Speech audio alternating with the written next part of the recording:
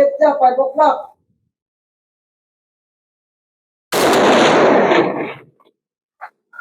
Wait. Kilala niyo ba yung baril na to? Kung sa malayo, titingnan ka agad ng mga maraming shooters, maraming mga tao, ang pangalan nila dito ay AK-47. Pero ito actually ang improved version ng AK-47. Ang pangalan ay AKM.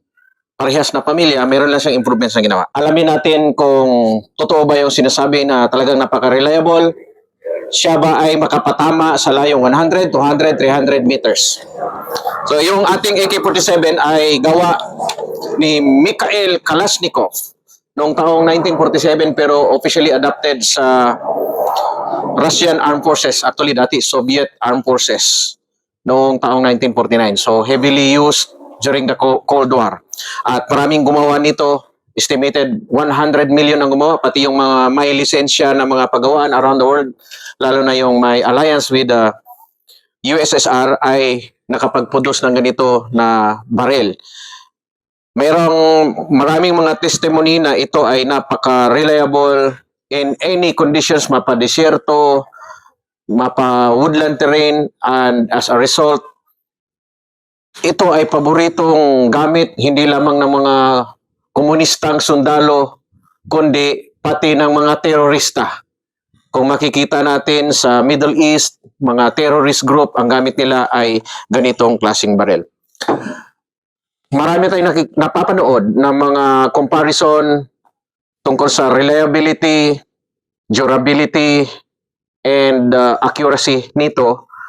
Kasi kinukumpara ito doon sa sikat na baril ng Amerikano, ang AR-15, kilala sa militar na M16A1 rifle. Yun yung halos kasabayan niya na widely used na baril around the world. So ngayon, titingnan natin kung totoo ba yung mga sinasabi, tayo mismo ang mag-evaluate. Nakikita niyo yung difference nito. 7.62 mm pero by 39. Yung kanyang haba ay 39 mm lang. So ito yung bala na yun. So we have a 30 round magazine. Doon sa Basilan Sulo, nung andun ako, paboritong kopyahin ng mga kaibigan natin ng mga Tausug at Yakan ay banana type magazine pero para sa M16A1 rifle. Ayun. So from here, ating subukan iputok. Tingnan ninyo. Adjustable ang kanyang front sight. Mayroon siyang tangent sight na pwede mo siyang i-adjust. Depende kung anong distance na gusto mong patamaan. Ibig sabihin, common scale para magkapagpatama at target ay distance estimation. Meron dito calibration 1, 2, 3, 4 hanggang 10. Ang ibig sabihin, ang 1, 100 meters, metric ito siya. 2, 200 meters, 3, 300 meters. With this ammunition, we must be able to hit targets out to 1,000 meters, sabi. But the effective range is only about 350 yards. Kaya subukan natin mamaya sa layo na yon kung makapatama ba talaga tayo. Meron tayong mga targets dyan. And subukan din natin sa 500 meters. Kung may patama natin, ilagay natin ang setting sa 5 or 500. Ang una kong subukan dito, ano ang tama nito? Dito sa tinatawag na battle zero. Dito yon, makababa. Sa 25 meters, makapatama ba siya doon? Makapashoot din ba siya doon sa bunganga ng ating target? Meron tayong terorista doon sa ating harapan. Subukan natin. I understand yung ganito na baril ay hindi ganun ka smooth ang trigger. But anyway, we will try.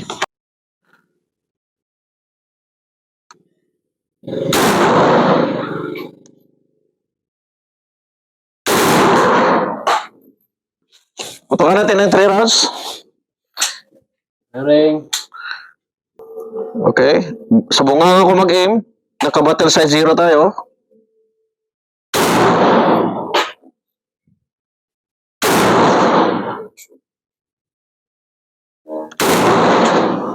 Okay. Ha? Nasir. Paano mo nalaman? Tingin? Uy! Oh, shoot! Pakita ko lang sa inyo. Nakita ko dun sa trigger cam. Meron tayong gamit na trigger cam. Very useful when you do vlogging or shooting, no? Direktang nare-record yung tama. Woo! Ito.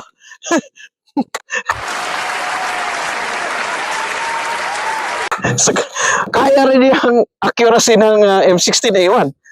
Oh, di ba yun, yung kanina, yung tama natin, touching shot group eh. Ito yung kanina, oh. Yun, oh. Oh. So, yan, oh. Actually, we must remember, it is about the man behind the gun. Pwede na!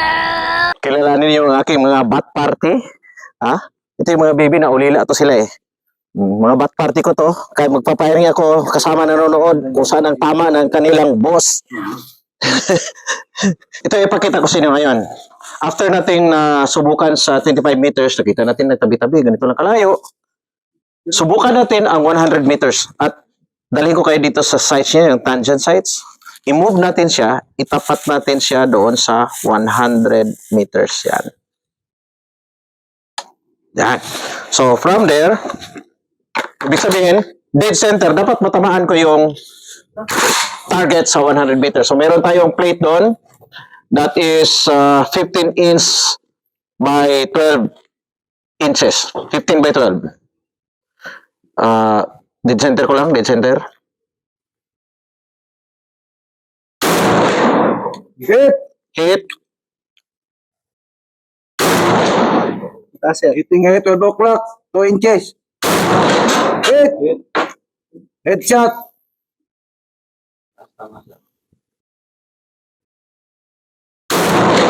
Hit. Dalig. Kasi hindi ko na masyadong makita na may illumination sa araw. May alibay. Hit.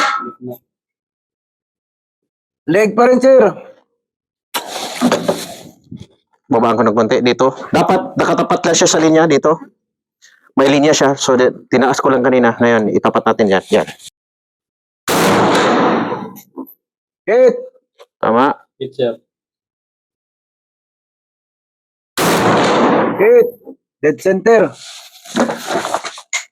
Sunod-sunod na yun. So, limahan ko yan. 1, 2, 3, 4, 5. Okay? Hit. Dead center. Hit. Hit. Hit. Dead center. Hit. Perfect! Perfect. That was easy. Itong AKM, very accurate siya and satisfied ako sa kanyang shot group. Kaya, I think I should have one.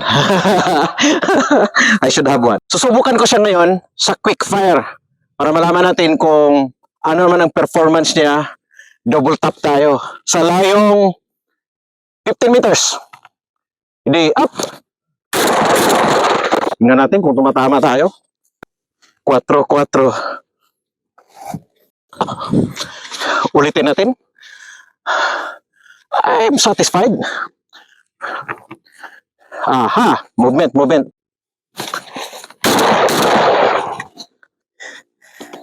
V4. Kita niyo? Pwede. Ha? Pwede. Maraming naninira sa AK-47.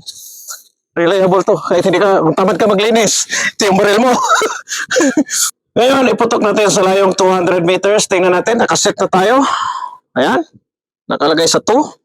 And we are now ready to shoot the target, no? Dito na yung target.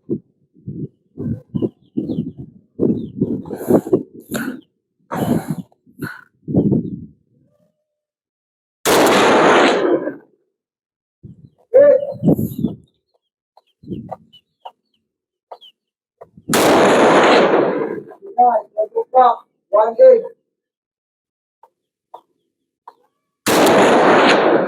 9 o'clock, 2 inches. Hit.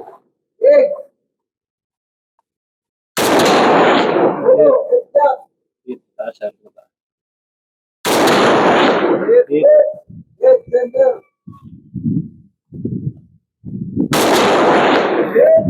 Hit center.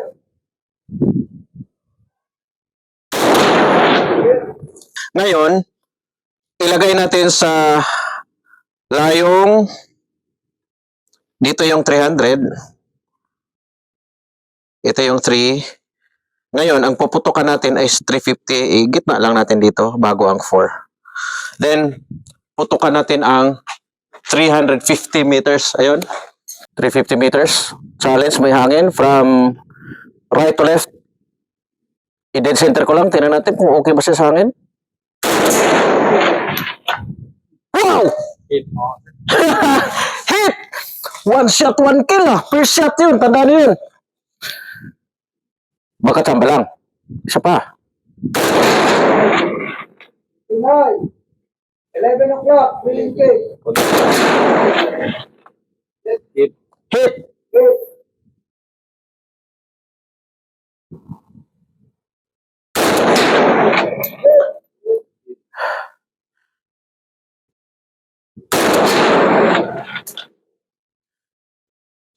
Hindi na tsamba yun. Yung kanina, mo, umuuga-uga, kaya may alibay ako, nag-miss ako ng isa ha. Ngayon, pupunta tayo sa 500 meters. Ito yon. So, i-adjust natin dito yung tangent sights. Papunta sa 500 meters. Ito yung 5. Tapat natin dyan. Then, ready na tayo dun sa 500 meters. 6 o'clock, 2 inches.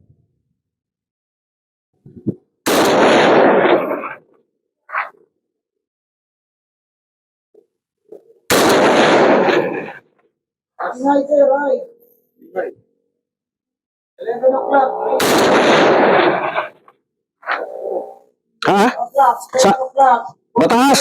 Mataas! Okay. 12 o'clock, all the way.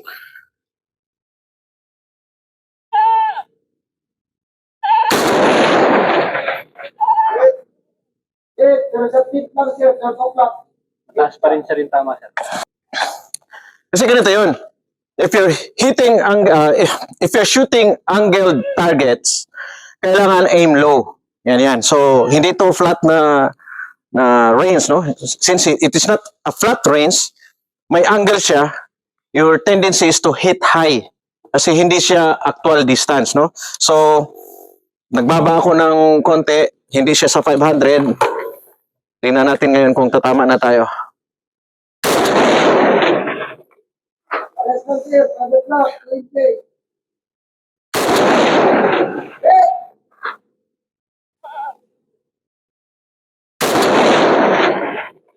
Tonight, 12 o'clock, 3 inches. Hit! Hit siya, 5 o'clock.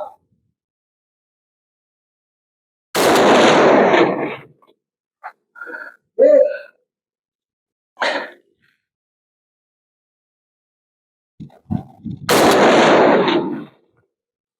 Hit! So, nagsunod-sunod na yung tama ko. Ang una kong challenge, yung pala hangin. And then pangalawa, since angle shooting siya, mayroong hitting high ang tama niya. So, nag-adjust ako, nag-lower. Nung puminutukan ko uli, nag-hitting left. Nag-adjust ako, compensate right. Tumama na tayo, sunod-sunod na yung tama. So, it also depends on the shooter if you're able to adjust for the wind drift at a particular distance. Okay. AKM 762 by 39 mm, 1,000 meters.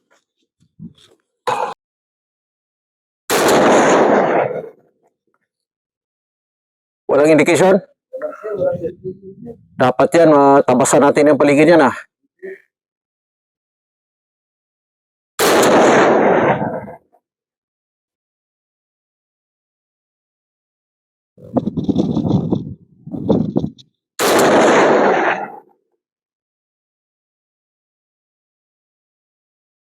Subukan ko taas.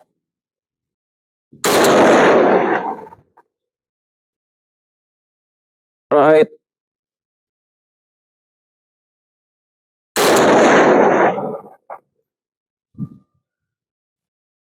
Wala.